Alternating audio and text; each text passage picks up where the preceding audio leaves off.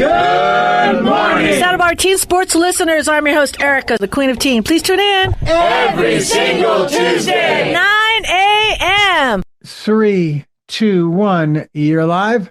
Thank you. Yeah.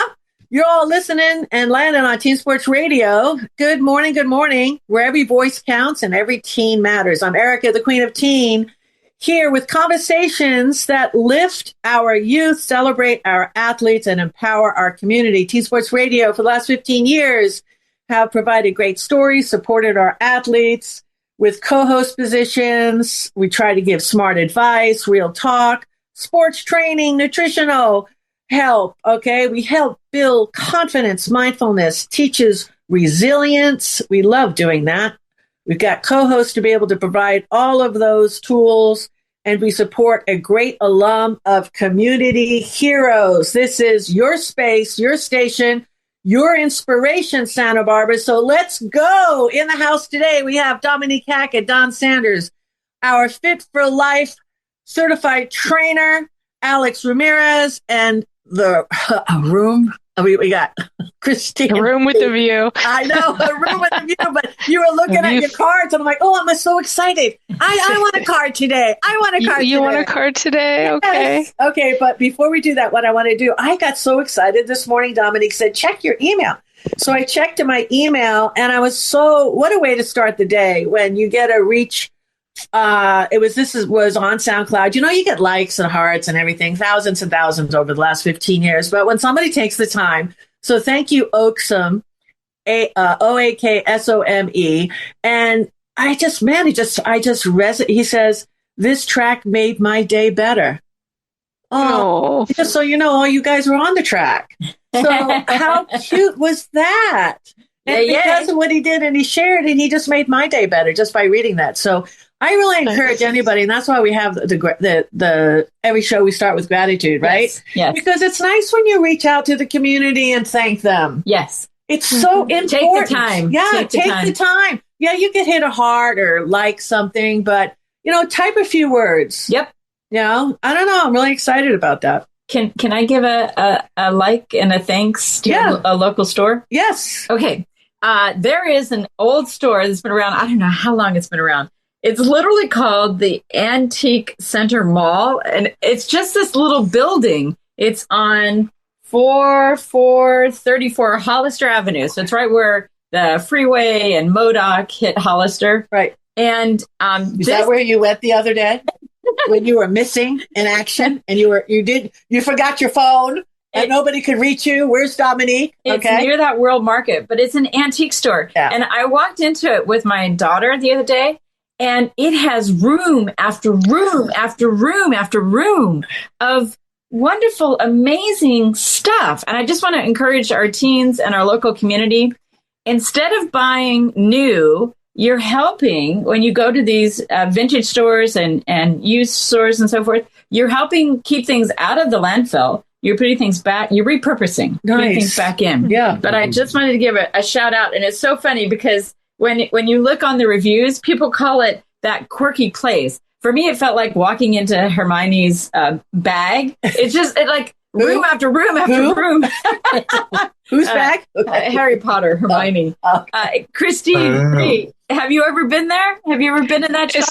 Is that the one kind of by the creek side? Yes, by the creek side. Yes, I have been there. Yeah. It's a cool place. Yeah. Didn't you and your daughter find a really cool crystal there one time? Is that the place? Yeah. Big, beautiful, smoky crystal, completely reasonably priced. Yeah. And she now has that as part of her when she comes in the door to dissipate all the negative energy of the day.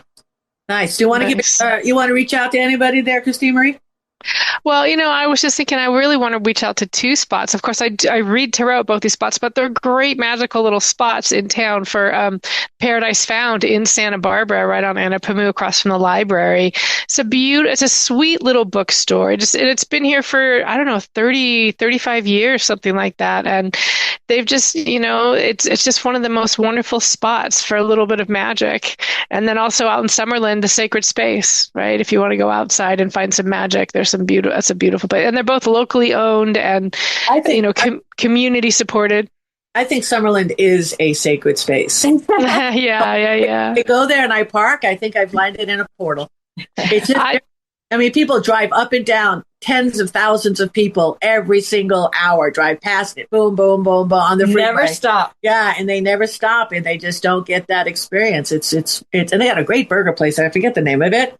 You're like, it is. Yeah, there's a great burger place there. It's a great little burger place. Don, talk to me. I think I've done this before, but I'm going to give a shout out to Farmer and the Cook here in beautiful downtown Miners Oaks, where I live.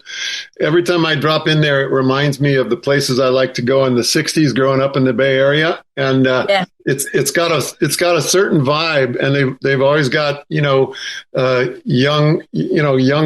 people, young adults. A ready supply of young adults working the cash register and waiting the tables. And it never fails. Whenever I go there, I love the food, I love the chai, and I love the vibe.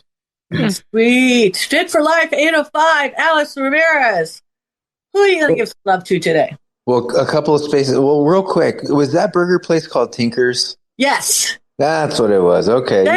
Thank you for that. That's it. You hit it. So Tinker's is a great spot for a burger out in Summerlin, but Santa Barbara Running Store out in Montecito, shout out to them. They got me fitted for some shoes. I finally went running for the first time in 9 months the other day, and the shoes were great.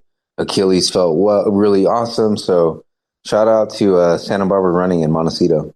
Beautiful. Nice. Super nice. So we're going to have two walk-ins here soon because, they're in school, and that's going to be Sky, and then that's going to be Ryan Quirk.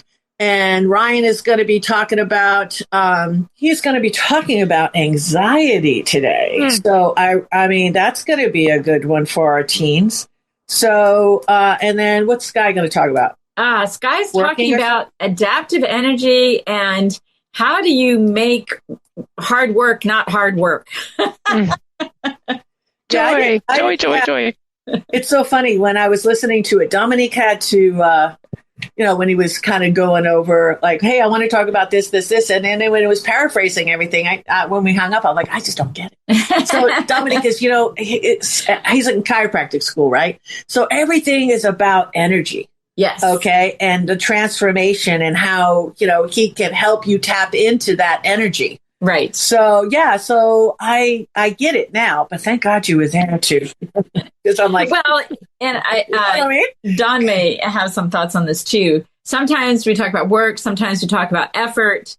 So you kind of have to, when you're chatting with people about work, you have to figure out, okay, are we using it as a derogatory? Oh my God, I have to go to work. Right. Or are you saying, effort? Everything that we value in our life takes effort. Yeah. So what we'll do is we'll start off with Ryan Quirk. He's got his self-mastery story. Then we'll jump over to Sky. Then we've got Fit for Life 805. Then we got a Hooga. So before we go to that, I want a card.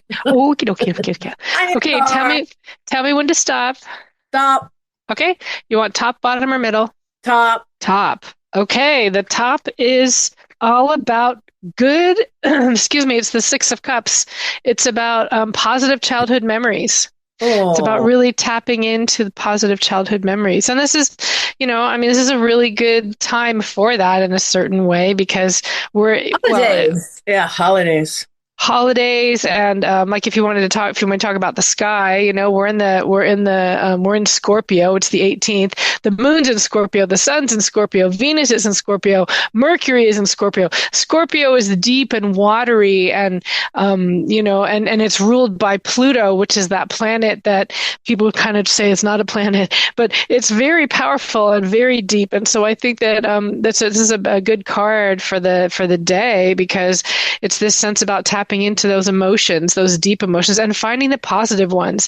And even I would almost gather to say I always like to say, can we flip the coin on those some of those memories that might not have been positive, but was there a positive aspect to them? Yeah, I like finding the good.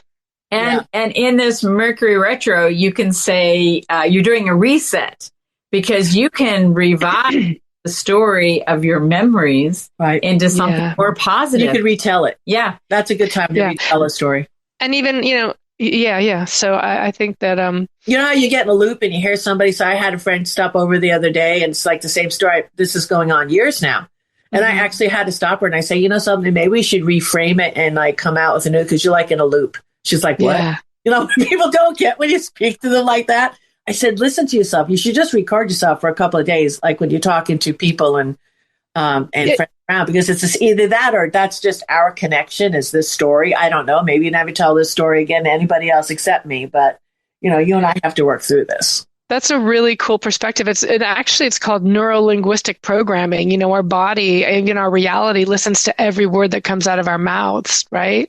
And so what we focus on is what we're creating in a way. So if we're continuing to tell the same story of maybe how we were hurt in the past or how something happened in the past, and we're keeping that hurt or that issue in the present with us, and so we can't shift it. But if we, like you said, maybe we should reframe it and see what. Was there a positive lesson? Was there a good thing that came out of that? Or even if you can't see one now, if you can ask yourself the question, what if there was one? You know, right. If I can't think of it now, what if there might be one? Maybe, you know, I would love to find out what that might be. And you will eventually. You ask a question and the universe, God, whatever you want to call, you know, life responds, you know, and will give you the answers, you know. You know, it's really important for teens to know that you can ask yourself a question internally, and if it doesn't come right away, just wait.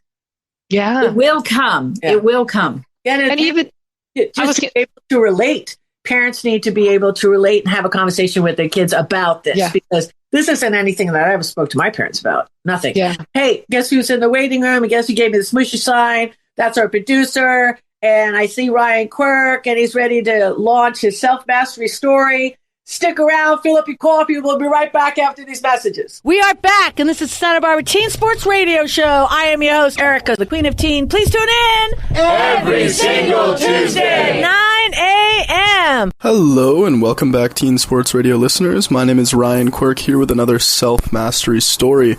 And today I want to talk with all of you about anxiety, something that is very prevalent and very common in today's world, and specifically how it related to me as a younger athlete. So let's get right into it.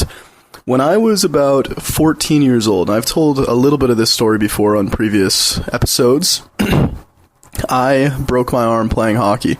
I was skating for the puck, I extended my arm, and a guy kind of went into my arm at a weird angle. I was down on the ice. I went to push myself off the ice, and I don't want to get too graphic here, but could not do that. My arm was broken, and it was kind of a traumatic experience for me. You know, I was a tough kid. I was a tough Bostonian hockey player, but, you know, seeing your own arm broken is not fun. And also, the rink that I was playing at was an hour from the nearest hospital. So a doctor from the stands had to put my broken arm in my own sweaty shin pad, take ice from the Zamboni, and stuff it in there to keep it cold and numb until I could get to the hospital. So yeah, it was a tough experience. However, you know, I recovered and taught me a lot about myself. But maybe the biggest issue I went through wasn't even physical. It took me about 2 to 4 months to kind of totally recover, go through PT, and my arm was back to being better than it was. In fact, some of the PT actually taught me about strengthening the rest of the joints and the muscles and everything in my body. So I was actually going into my sophomore season in better shape than I had ever been before. So I was super excited to get back on the ice. I'd missed playing hockey quite a bit, but the biggest struggle I had was now this mental block, which was in practices, I played phenomenal. I was fast, I was quick, I was in the best shape of my life. In games, I had this unconscious or subconscious fear of getting hurt again. And so this mental block, this anxiety would come up, and I would feel it so physically. I think that's something that, you know, if you haven't struggled with a lot of anxiety, is kind of tough to understand, is that anxiety is a very in-the-body experience. It's not just the intrusive thoughts in your mind or anything like that. It is, you might feel it viscerally as tension in your stomach, inability to eat food, digest properly. You might feel it as trouble speaking or expressing yourself or expressing your ideas. Anxiety is a whole nervous system phenomenon, and that's because the nervous system can either exist in the state of rest and digest, which is your normal, happy, waking state of consciousness, or it can exist in fight or flight. And that's what I didn't realize was happening. And so I had not only this mental parasite, but this mental kind of intrusive thoughts of getting hurt again, and this anxiety that I was feeling was translating to so many other arenas of my life. It was translating to my academics. I was getting poorer sleep. I was recovering worse. And I was like, God, what can I do about this anxiety? And like any kind of rational person, when dealing with a challenge, I'm kind of taught to face it head on. And so I tried to fight the anxiety. I would say things in my mind like, no, go away, things of that nature. But also anyone who's ever struggled with anxiety knows that when you fight the anxiety, when you try to force the intrusive thoughts away or suppress them, or you try to force your body to be in a different state than it is, it actually makes it worse. There's this image that I really like of like, if you've ever been swatting away an annoying group of like mosquitoes or something, and first like one little mosquito comes over and you kind of swatted it and then it comes back, or like a fly. If you've ever been on like a hike and you notice like a group of flies like coming out of the forest, and you swat it away, and then like 2 show up, and then you swat it again, and then 3 show up, and then all of a sudden you're being swarmed by bugs, and you keep swatting, you keep fighting, and then eventually you're just tired and you kind of give up. But in that moment, maybe a few linger for a little bit.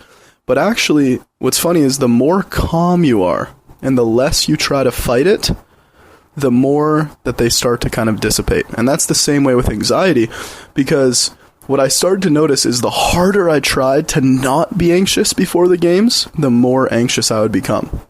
And the more that I could just kind of sink into and just say like, hey, no matter what I'm feeling, no matter how my body's feeling, my mind's feeling, whatever, I'm just going to do my thing. I'm going to do my same pregame ritual, eat my same pregame meal, listen to the same songs, and I'm just going to go out there and play my best. And in that state, it's not like anxiety disappears immediately. It's still there. I would still notice on the bench before my big shift, pounding in my stomach, pounding in my chest, maybe some intrusive thoughts in my mind. But when I just kind of accepted them, I didn't fight them. I'd take a breath and I'd go and I'd just play my shift to the best of my ability. It gradually started to die down. There's this great quote from Alan Watts, who was a philosopher and lecturer back in the 60s, very well known, and he said, muddy water is best cleared by leaving it alone. Muddy water is best cleared by leaving it alone, which is another way of thinking about that is if there's a bunch of ripples in a pond, you don't get the ripples to go away by fighting with the ripples, because you're only going to create more ripples. What you instead do is you relax, and you consciously relax. In the same way, if you've ever picked up a weight and then you drop it, and there's that sensation of the releasing of tension, your muscles are no longer clenched, they're open. You do the same thing with your mind and your body. So that's what I started to do before my games. I would do my same normal ritual, talk to my teammates the same way. Maybe I notice, okay, here's a little intrusive thought here, a little anxiety there, and I would just relax. I wouldn't try to not make it be there. I wouldn't try to fight with it. I would just relax. And what that taught my nervous system over time was it was literally me teaching my nervous system, hey, there's no threat here. You can be as anxious as you want, pump as much adrenaline through me as you want. There's no threat. I'm just going out to play my game and play hockey. And, sometimes when we're dealing with, whether it's struggle in sports performance or mental performance or academic performance or whatever it might be in our lives, there's kind of this sense of frustration. Like, God, why do I have to deal with this now? There's a big game, or coach is getting mad at me. But I assure you that we don't get given these challenges for no reason. Because if I could go back and take away the anxiety that I often felt, I don't think I'd do it, because it taught me a lot about myself. It taught me a lot about my mindset, and it made me a much stronger mental athlete going forward. I was listening to a podcast the other day, and the quarterback, Josh Allen, fantastic quarterback. If anyone out there knows who he is, you probably do. He said he gets so nervous that he throws up before every game, and yet he is still one of the best quarterbacks in the NFL. So it's less about, bravery is not about feeling no fear and then deciding to do something. It's feeling the fear, feeling the anxiety, taking a deep breath, and doing it anyway, whether that's public speaking, whether that's sports, whether that's life, whether that's a tough conversation you have to have with a parent, teacher, child, anything. It doesn't really matter. And so here's just a little insight. And anyways, so I went about that season. I was having a tough performance that season, but I kept relaxing, and I took up a meditation practice, studied other athletes and what they do for their mindset, and studied kind of mental health and anxiety in general. And I ended up having a great year. I got moved up to the top line. My anxiety kind of dissipated, and I would kind of turn those nerves into excitement. I would turn them into forward momentum into my game. And the rest is history. So if you are struggling with anxiety out there, you are not the first, and you are not the last person who ever has or will struggle with anxiety. And it might seem frustrating now, however, it will make you more compassionate going forward, mentally tougher going forward, have a better understanding of your mind and body. It will actually, in kind of a weird way, improve your life going forward. So if you're experiencing those flies or those mosquitoes, those intrusive thoughts, those nervous system sensations in the body, feeling tense or feeling, like your sleep is off or whatever it is because of anxiety, relax, take up a meditation practice, go for daily walks, and just accept it without fighting it. Muddy water is best cleared by leaving it alone. Continue to live your life, and you will eventually teach your nervous system that it is in fact safe, you are not in danger, and it will move out of fight or flight back to your healthy state and back to a happy life, because that is your natural state, is to be happy and healthy. So thank you, Teen Sports Radio listeners. My name is Ryan Quirk, back here with another self-mastery story. You can find my work at RQ, that's my initials for Ryan Quirk, rqselfmastery.com. That's where you can find my coaching, my links, my book, The Journey of Self-Mastery, which is also on Amazon. That is The Journey of Self-Mastery, also on Amazon. And if you are struggling with anxiety or any other mental or physical health stuff, know that you are not alone. Know that there is a way to relief and to a happy and healthy life. Thank you. We are back, and this is Santa Barbara Teen Sports Radio Show. I am your host, Erica, the Queen of Teen. Please tune in every single Tuesday, 9 a.m. Welcome back to Teen Sports Radio, everyone. This is Sky Ellsworth, and I'm a student at Life Chiropractic College West, and I am very excited to be with you here. I'm coming to you from the East Bay, and I was looking out my window this morning, and I was trying to figure out what on earth I was going to talk about, and I decided that it would be a good idea to talk a little bit about work and what work is and what hard work is. And this is something that comes up in school a lot. I remember when I was in high school and looking around, and there were always people in my class that were just really hard workers, and they would take notes while the teacher was talking. They'd always be raising their hand, asking questions, and that was never me.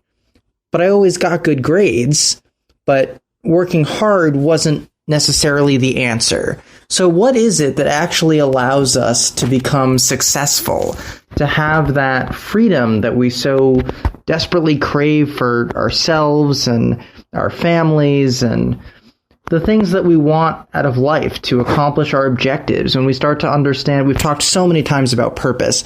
When you understand your purpose and your objectives and why you're here, you get a direction. But how hard do you have to work to get there? What do you think you need to do? Do you have to be up at all hours of the night? Do you have to work all day and barely get any sleep? Is it about a balance? I think I remember a few weeks ago we talked about a work-life balance and how a work-life balance is you net out energy-wise at neutral. And actually you want a work-work balance. And sometimes that does mean only sleeping 4 hours a night or whatever. But that's not the point. The point is where is the energy coming from? And how hard do you really think that you have to work? Because what if it's not about working hard? And I'm going to give you the answer here. It's not. It's not about how hard you work. It's about doing what you do differently. When there's coherence and access to energy and you're being driven by your passion, the energy is coming from somewhere else. It's no longer metabolic energy. It's coming from somewhere else, and that is fueling your metabolic energy. You're being fueled so much by that sense of purpose, by that sense of what it is that you're doing, that other force is giving you exactly what you need to do it. And I won't rehash that because we've talked about that many times before. But when it comes to work, itself and work ethic and the things that we have to do. We want to be committed to purpose. We want to be working hard and getting stuff done. But the key is to not think that we have to work hard and to be doing a million things to get us to that outcome, when in reality, there's a more efficient and more coherent way to do it that uses far less energy when that energy is coming from somewhere else. So all of that is a little bit confusing, but what I'm really saying is this. What if, just proposing a hypothetical, what if you could learn everything that you're supposed to in school? What if you could learn it all and get perfect grades? You get straight A's on everything, and you didn't have to work to do it. What then? I didn't work hard in high school. Truly, I did not. I didn't work hard in college either. To some extent, I'm working hard now, but that's just kind of the curriculum that I'm dealing with. But I still got good grades. I got really high grades. Why is that? Is it because I'm somehow smarter? No, it's not that at all. I was about to say it's about being lazy, but it's not. It's about using your resources in a way that is efficient.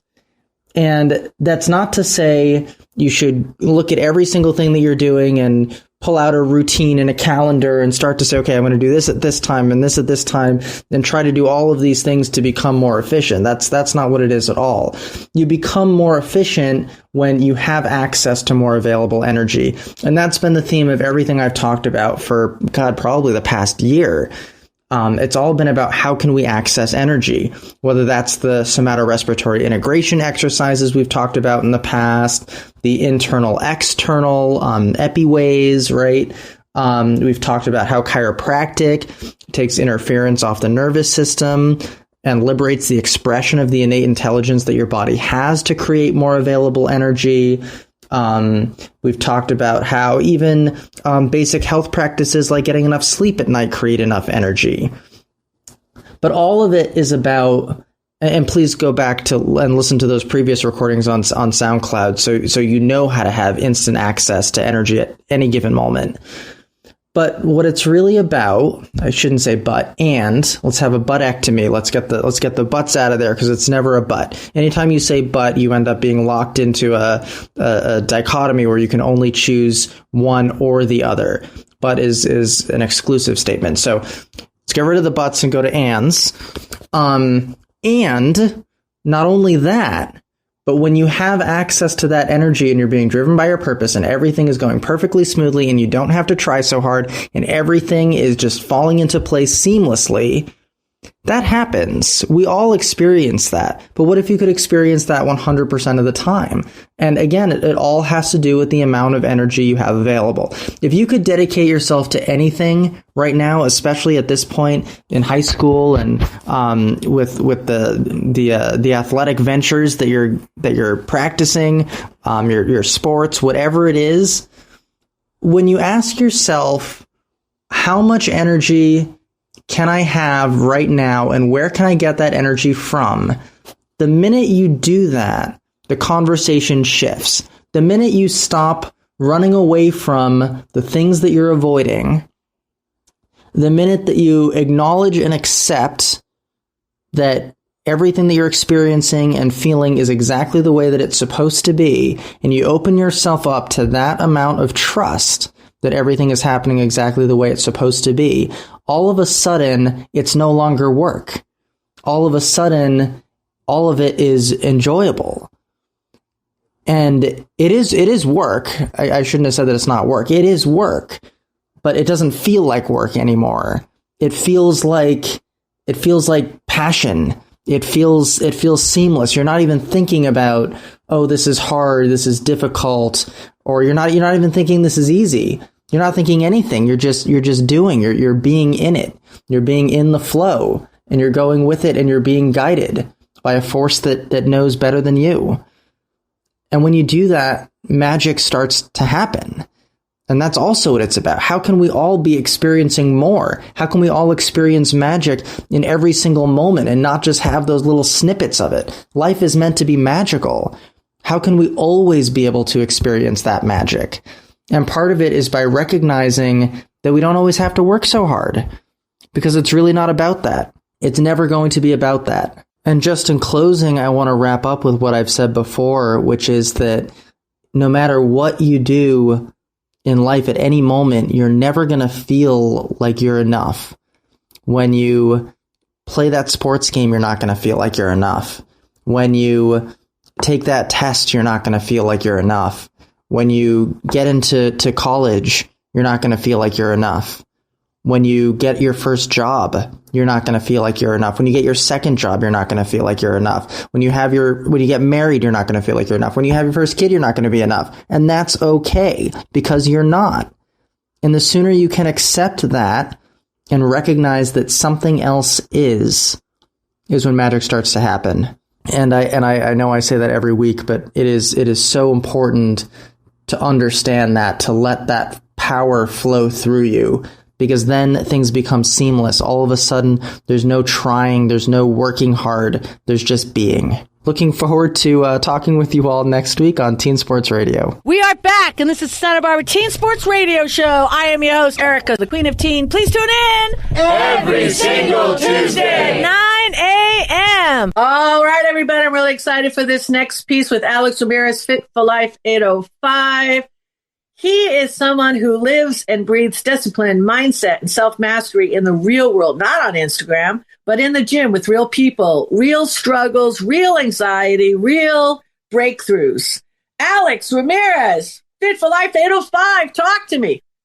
Hey, good morning, Teen Sports Radio listeners. Hey, Erica, how are you doing? How'd you like that intro? That was pretty awesome. Bang! That's what that was. That was a bang. Every time. Yeah, just every time.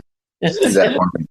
I will. So yes, teens, as it relates to teens, we have so much that we worry about: school, whatever peer pressure you're going through, rumors, your appearance with grades. I mean, you have so much to deal with, and college is the biggest pressure. And I think you have to start trusting in your preparation.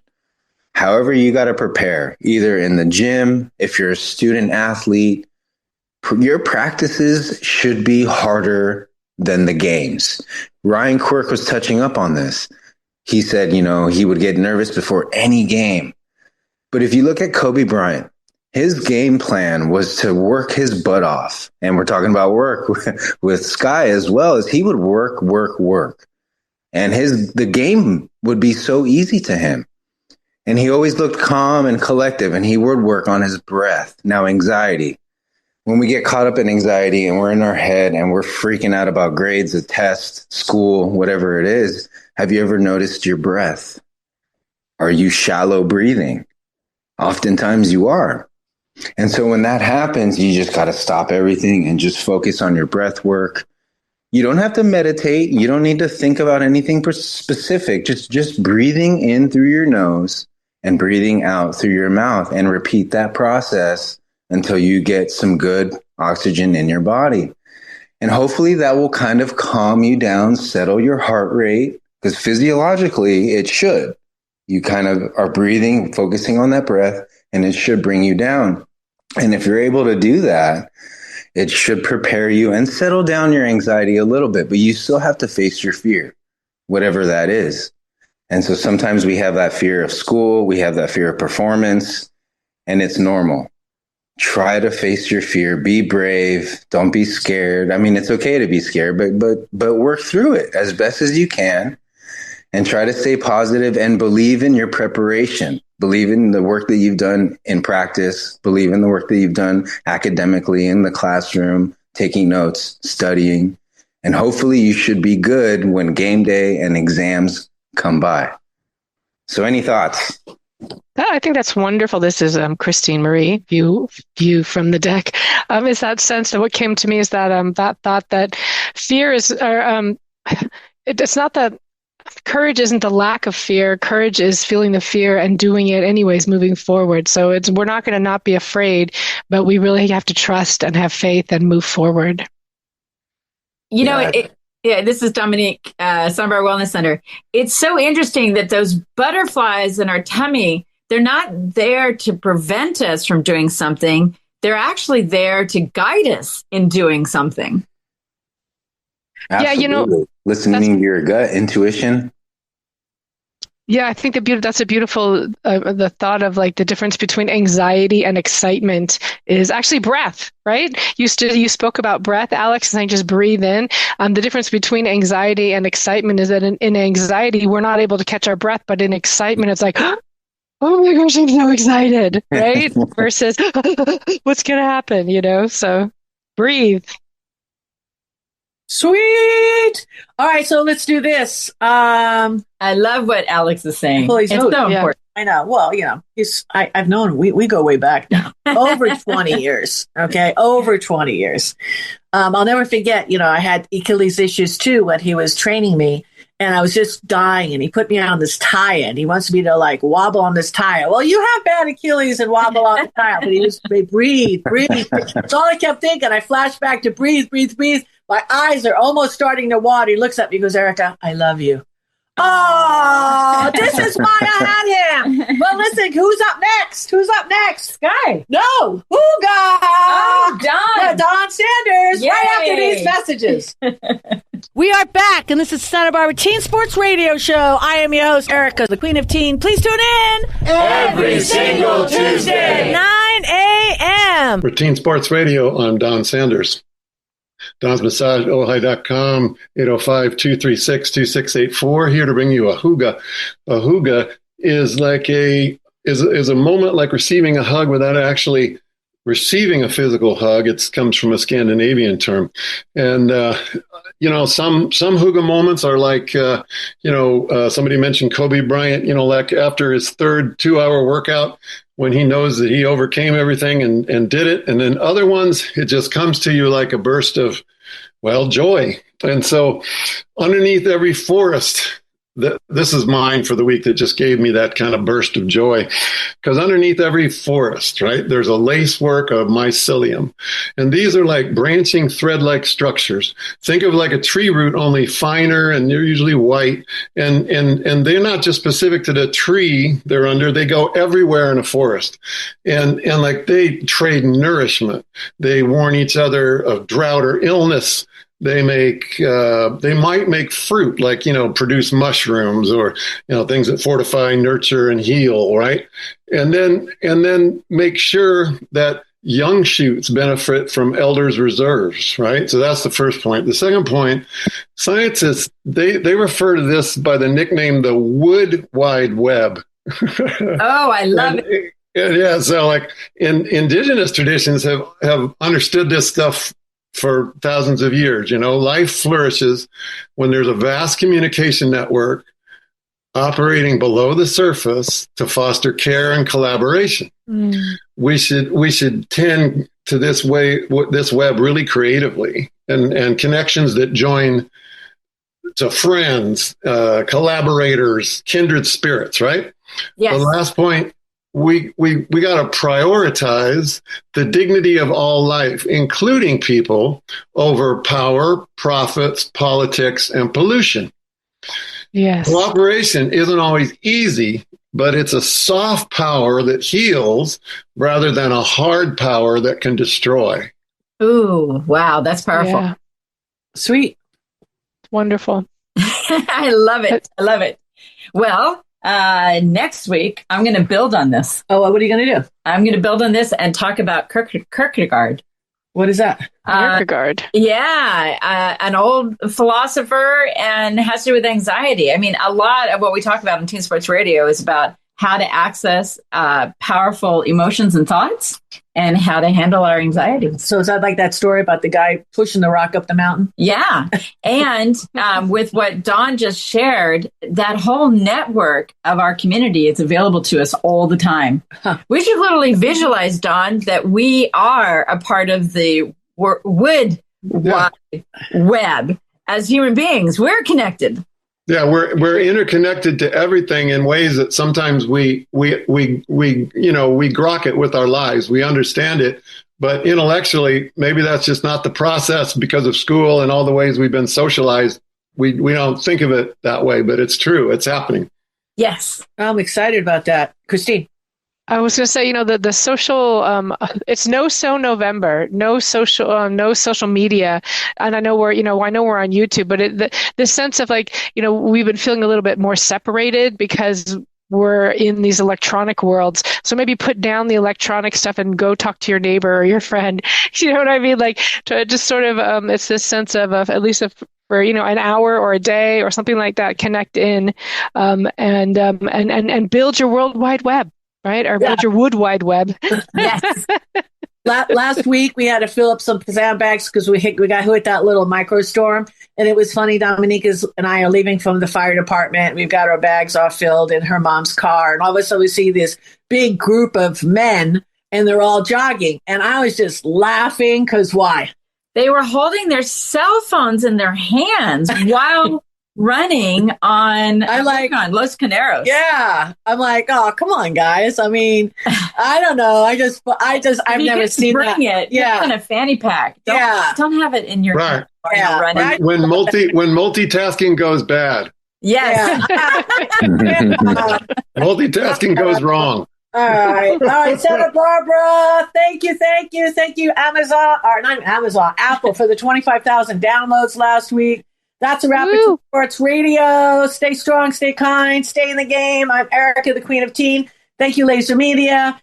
I have so much love and support, and I feel it globally now. Thank you, everybody. Just remember this, teens, you be you, because nobody else matters. What? Everybody else is taken. Everybody matters. No, I'm saying nobody else matters. See you next week. Bye for now.